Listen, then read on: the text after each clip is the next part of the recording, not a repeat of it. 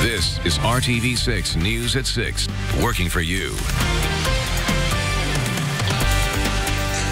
Protests continued tonight at the scene where a 21-year-old was killed by police earlier this week. Thanks for joining us here at 6 o'clock. I'm Nicole Griffin. Tonight, we know at least one protester has been arrested. This is video from the area at 62nd Street and Michigan Road, where 21-year-old Drayshawn Reed was shot and killed by an IMPD officer Wednesday. The shooting was recorded on Facebook Live by Reed and has sparked days of protests. Tonight, police say a 41-year-old man has been arrested for obstruction of traffic and disorderly conduct here at this scene today. During the arrest, police say they were forced to use pepper ball deployment to deter a crowd as they closed in on officers, creating an unsafe environment for officers and protesters. Those we talked to say the pepper ball was uncalled for. These are people who are grieving and who are just seeking to have helpful avenues to express their grief, and we're trying to give them a safe and secure way to do so. RTV6 has requested the names of the officers involved in the pursuit and the shooting, as well as their personnel records. We are waiting for IMPD's response, and we'll bring that information to you as soon as we have it. Tonight, Metro Police are investigating a death on the city's east side. Police responded to the home on East 32nd Street near Keystone Avenue around noon today. When they arrived, they found a man inside shot to death. The victim's identity has not been released. If you have any information about what may have happened, call Crime Stoppers. Now to the latest on the coronavirus and how it's impacting Hoosier families just like yours. Tonight, the state health department confirms 34 new COVID-19 deaths.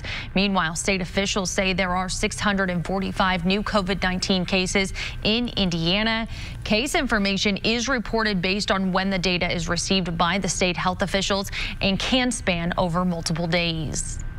Tonight, state health officials are also preparing to open 4 more drive-through testing sites. The sites will be in Bluffton, Gary, Madison, and Sullivan. Tests will be given from 9 a.m. until 6 p.m. The clinics will be open from Thursday, May 14th through Sunday, May 21st. Workers at an Indiana pork processing plant are back on the job tonight, 2 weeks after the company suspended operations. Production resumed at Indiana Packers on Friday after the company tested nearly 2,300 employees. The company says 301 plant workers tested positive for the coronavirus. That's about 13% of the plant's workforce. Tonight, meat processing plants across the country continue to cautiously reopen following President Trump's executive order classifying them as critical infrastructure. A Fishers apartment complex chain is working together to reward tenants by giving out gift cards to local businesses.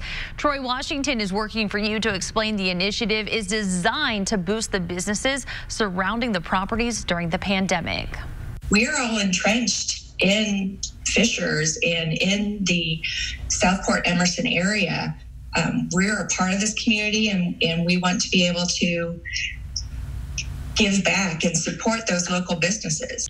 Sue Anthony is the vice president of Regency Windsor. Through their Heart Initiative, each property is rewarding 100 tenants with gift cards to local restaurants in their neighborhood. We came up with the initiative. Actually, the owners came up with the idea and let us just run with it.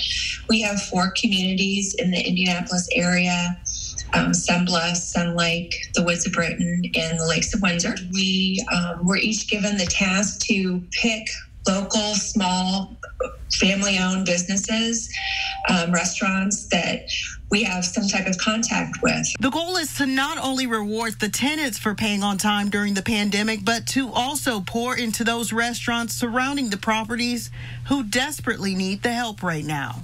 El Mason, whiskey business, the Wolfie's chain, which is a local family restaurant, Psalms, Chatham Tap, which is right across the street from Sunblessed, which is one of our locations. Although 3 of our communities are in Fishers, we're in different areas of Fishers, so our residents frequent different places. Winners will receive a $50 gift card to the restaurant of their choice to enjoy dinner while empowering their community in the process. Working for you in Fishers, Troy Washington, RTV6. Troy, thank you. Tonight, Marion County health leaders are reminding people that the city's stay-at-home order is still in effect. The county's order runs through at least Friday, May 15th. Lake, Cass, and Monroe counties have extended their orders through this week as well.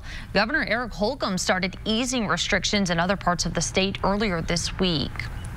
Changes are coming for those wanting to visit Indiana state parks during the pandemic. Admission fees are now being collected at Turkey Run, Shades, and Indiana Dunes State Park. DNR officials say state properties will start charging admissions fees by Friday, May 15th. Starting on Monday, restrooms, nature centers, historic facilities, and marinas will open for use. The golf course at Fort Harrison State Park will also open in the week ahead. DNR officials remind all visitors to practice social distancing.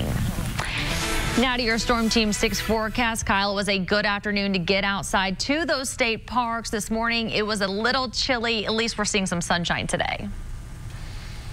Yeah, it was frigid this morning, Nicole. We had temperatures not only that broke daily records, but it's our coldest start that we have had ever in the month of May. 27 degrees officially in Indianapolis. There you can see the daily record, 29. That's set back in 1947. And as we look across central Indiana, we were a little bit colder in Peru at 26. It was cold for you in Columbus and Lafayette as well this morning at 28. So we had a lot of sunshine today, and we needed every bit of it to help and kind of warm things up, or at least make it feel a little bit warmer. Still, those temperatures only recovering into the lower and middle 50s. We should be a lot closer to 70 degrees. Satellite and radar, things remaining very quiet out there across central Indiana. We'll gradually increase those clouds here as we go into tonight. But your evening planner in pretty good shape here. Just going to need that jacket as you head out. Temperatures into the upper 40s by 9 o'clock. That sun will set here a little bit before 9. So not as cold tonight. We've got some more changes to talk about coming up in your Sunday forecast in just a few minutes. Kyle, thank you. Tonight, Metro Police are investigating the death of a woman on the city's west side. Police say they were called to South Harris Avenue around 5:30 this morning. When they arrived, they found the woman with a gunshot wound. She was pronounced dead at an area hospital. Her identity has not been released. At this hour, we are still waiting for police to release details surrounding a suspect. Tonight, police in Columbus are investigating after finding a woman shot to death. Officers say Cassandra Wilson was found dead in her apartment around 9 Friday night at the Spruce Ridge Apartments. The apartments are near State Road 46 and Goler Boulevard. Tonight, police in Columbus say Wilson's ex-husband, Troy Wilson, was found dead here in Indianapolis. He was a suspect in her death. Coming up, if you've received your stimulus check, you've probably already spent it. After the break, we're looking at how the government could be sending more help to you and your family. Kyle. Lots of sunshine across central Indiana today. That may not be the same, though, for Mother's Day. A little bit damp. We've got some showers and even the potential of some strong storms to talk about. You're watching RTV6 News at 6. Working for you. This is RTV6 News at 6, working for you. The Rebound Indiana is RTV6's new initiative to help you through the coronavirus pandemic. Tonight, you may be wondering if more help is on the way from Congress. There are 3 likely scenarios that could potentially help Hoosiers make ends meet and assist with job security. Big idea number 1, bailout for city and state governments. How would this help you? Well, cities here in Indiana are hurting layoff workers with tax revenue drying up. As for a city or state assistance, Speaker Nancy Pelosi has called for a $1 trillion bailout. Republican leader Mitch McConnell, though, has expressed early skepticism, and so has the president. Big idea number 2 could mean more money for small businesses. Money ran out for the loans the first time in just 13 days. There are calls from some in Congress to give more, but so far no specifics or direction from the White House. Finally, big idea number 3, another stimulus check. Some Democrats have suggested a $2,000 check should be issued. The president has said that won't happen unless he gets a payroll cut, which many on the left do not like. There is a desire to provide more help, but how to help is unclear. Ideas include help for state and local governments, more help for small businesses, and another round of direct cash payments, but all of these options face hurdles. Now to your Storm Team 6 forecast. Cool temperatures this morning. We have warmed up throughout the day, but it does not feel quite like May outside. Changes are on the way for Mother's Day tomorrow. Kyle, you're saying maybe make some plans for inside tomorrow? Yeah, we've got some rain chances, Nicole, that are going to return to the forecast tomorrow. You know, even with all the May sunshine today, it's difficult to recover when you start in the 20s like we did this morning. And this afternoon, we've got numbers in the 50s, close to 60 degrees for you in Lafayette, as well as Sullivan and Bedford at 59. But it is just 53 in Indianapolis, so feeling more like March instead of May out there this evening. So you're certainly going to need that jacket if you're heading out for that evening walk. Temperatures around 50 degrees by 9 o'clock. Maggie, though, is ready for the rain tomorrow. She's got the rain jacket, the rain boots ready to go. She heads out the door tomorrow. Here's a look at TrueCast, and you can see at 8 o'clock Sunday morning, we've got some of those showers over the western third of the state. That will kind of fill in. So as we go through the mid-morning hours, we will see rain for us. That batch moves through. Look at what happens, though, as we get to 1 o'clock in the afternoon around Logansport, Kokomo, into Zionsville, Danville. A line of some thunderstorms coming together here. They'll pretty quickly sweep to the east, getting around Anderson by 2 o'clock in the afternoon. But some of those could be on the stronger side before we see another wave of some showers into our Sunday evenings. I think we'll have some dry time in the forecast tomorrow, but certainly some wet weather in there as well. With that line of thunderstorms that moves through, there is a marginal risk that some of those could be strong to possibly severe, with some gusty winds and the potential for some hail as those move through. But rainfall, I don't think flooding is going to be an issue for us, because most areas we're talking about a quarter inch of rain or less in central Indiana. Of course, you get under one of those thunderstorms, could get a little bit more. Tonight, temperature is not going to be as cold. Instead of the 20s, will be a little more manageable in the 40s to start your Sunday morning. But again, temperatures are going to miss the mark here for where we should be. We'll only recover into the middle and upper 50s Sunday afternoon with more clouds.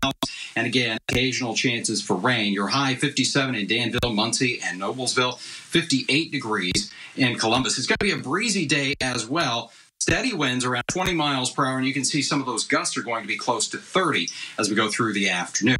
Here's your 7-day planning forecast. We're going to keep things unseasonably cool to start off the week. Highs only in the 50s through Tuesday. We'll start to warm it up on Wednesday, 62. And as we get toward the second half of that forecast, things are feeling a lot better. We're going to have those highs get back into the middle 70s. The trade-off is going to be that we'll have some scattered showers, Nicole, and even a few thunderstorms. So certainly more May-like as the week goes along. But right now, it is certainly a little bit cool out there. All right, Kyle, thank you so much. Well, tonight, a former Starbucks store in Castleton is now transformed into a drive-through food pantry. Faith, Hope, and Love Community served more than 100 households at their grand opening to date. The group teamed up with Starbucks, Midwest Food Bank, McFarling Foods, and others to provide food to families in a safe way during the COVID-19 pandemic. Moving forward, the food pantry will be open from 10 a.m. to 11:30 a.m. every Saturday. This weekend, restaurants across the state are preparing to open their doors to customers as the state allows them to open on Monday in some parts of the state at 50% capacity. But not all restaurants will open right away. We talked to the owner of Thunderbird in Fountain Square, who says he will be waiting until June 1st. But when he does reopen, he will be following the Hoosier Hospitality Promise. The Indiana Restaurant and Lodging Association developed this promise that includes guidance to restaurants and their customers. All tables and chairs will be cleaned and sanitized after every use. Always done it, but you're going to also see everything removed from those tables. A lot of single-use items, whether that's salt and pepper, ketchup. I've ordered automatic sanitizer dispensers for both entry points so people can feel comfortable when they're walking in. Well, the promise also includes following social distancing guidelines and requiring employees to pass a screening every shift. It also includes a promise for customers to uphold to the restaurant, and that is not coming inside if you have COVID-19 symptoms or have been in contact with someone who does. The pandemic is creating challenges for families across central Indiana that have food insecurities. Many are relying on food banks as unemployment numbers reach record numbers. There is help on the way to help food banks all across the state serving local families. More than $17,000 is going to help 9 different food banks across the state. It's all thanks to a partnership with Feeding America and Casey's General Stores. For Casey's, we're in the heart of a lot of communities across 16 states. And so food insecurity and some of those fundamental needs that an organization like Feeding America and its food bank network really connects well with, our purpose and how we're focused on being here for good. The money donated by Casey's to Feeding America's new COVID-19 response fund allows for every dollar raised to be used to direct food and money to our local food banks. They've been serving up one of the best meals in Indiana for more than 90 years. Hollyhock Hill is waiting for their dining room to reopen, but the fried chicken is worth making a trip to the drive-thru. Coming up, find out how their kitchen is making those birds sing. Donation or volunteer today. Over the past few weeks, we've been showing you some of the restaurants that have remained open and serving you. Tonight, one of the oldest restaurants in our area. The menu hasn't changed much at Hollyhock Hill since they opened. And as our Brad Brown shows, in the kitchen, you don't mess around with a good thing. Fried chicken, a piece of food that seems so simple. And yet, to truly get a great piece of fried chicken, one must master a little science, a little art, and a little kitchen magic. Hollyhock Hill has had that formula for more than 90 years. We didn't know what to expect, but, we had Easter, and Easter was such a success. I mean, we had a line of cars down the driveway and through carryout lane, and my husband had to direct traffic, and, we just brought the team together. Kelly Haney took over ownership of the restaurant in 2016. Tucked away on Indy's north side, the Vincent family started serving up fried chicken dinners here in 1928. The recipes, especially the chicken, Otis would say it's the fried chicken, have remained largely the same. One thing that is not a secret, the chicken gets fried in lard. After all, fat is flavor. We carry the staple foods, that everybody has grown to love. The mashed potatoes, the green beans, the biscuits, the apple butter, the brownies. More than just the food, Hollyhock Hill has become a gathering place for Indiana families for 5 generations. I miss that a lot because, I pretty much hug most of my guests, and I can't hug them anymore. The buzz of the old dining rooms is absent for now, but folks are driving up in droves and taking all of their old favorites home. We'll be out there. I'll be out there saying hello to everybody, and we hope. I think we'll have another successful holiday. Nothing like we used to. I mean, it's not 100%, but we do have a great following, and I appreciate all the support. Hollyhock Hill is located at 8110 North College Avenue. Keep your eyes open if you make the drive up there. It's tucked back off the road just a bit. Kelly and her team have put together a special Mother's Day menu for this weekend. They will have all of their regular carryout available as well. There's more than just the chicken on the menu, but trust me, that fried bird is some of the very best around. Working for you, Brad Brown, RTV6.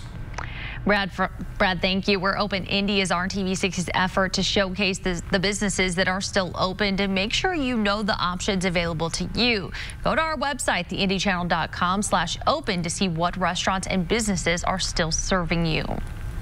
This weekend, Governor Eric Holcomb's roadmap to reopen Indiana is taking some big steps forward in most parts of the state. As of today, places of worship in most counties can resume in-person services under certain conditions.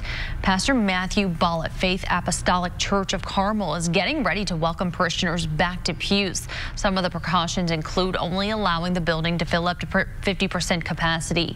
Everyone will be encouraged to wear masks and use hand sanitizer. Members say for some people, getting back to the church, even though it will be different, is important. The church has to step up because people need that. We have hope. There are people who are stressed out and they're fearful and they're anxious, and the church can minister to that. For those who may be at risk or just don't feel comfortable leaving their home yet, services will still be live streamed. Church restrictions are still in place in Marion County through at least next Friday.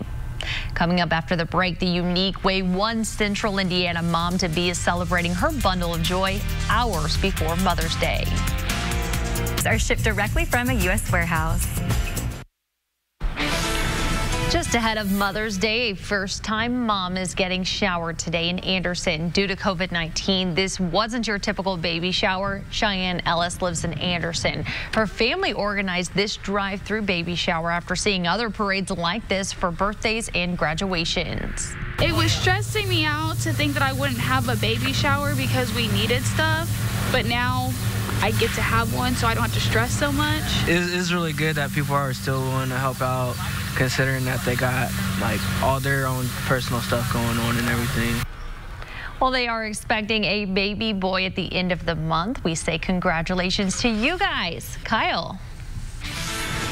Yeah, we've got some showers in the Sunday forecast. May even hear a few rumbles of thunder as we go into the afternoon. It stays cool until we get toward middle of the week. All right, Kyle, thank you. And thank you so much for joining us. We'll see you right back here tonight at 11. Have a great night.